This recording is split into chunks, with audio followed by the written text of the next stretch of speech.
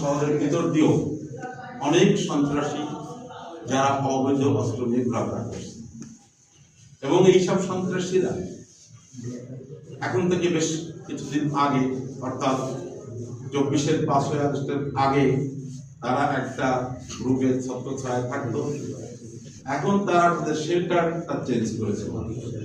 সেই সন্ত্রাস, সেই ইলিগাল আর্মস তাদের কাছে এখন আছে, যারা মানুষকে ভয়ভীতি দেখাচ্ছে এবং জনগণও বেশ সন্ত্রস্ত এইসব সন্ত্রাসীদেরকে প্রকাশ্যে অস্ত্র নিয়ে ঘোরাফেরা করছে। আমরা এই ব্যাপারে জেলা প্রশাসনকে অবহিত করেছি। আমরা নির্বাচন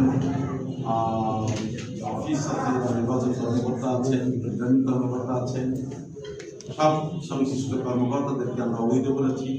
আমরা চাই যে আগামী জাতীয় সংসদ নির্বাচন সুষ্ঠু এবং নিরাপদভাবে অনুষ্ঠিত হওয়ার জন্য এইসব সন্ত্রাসীদেরকে গ্রেপ্তার করতে হবে, অবৈধ অস্ত্র উদ্ধার করতে হবে, নইলে নির্বাচন সুষ্ঠুতা হবে। তো ধন্যবাদ।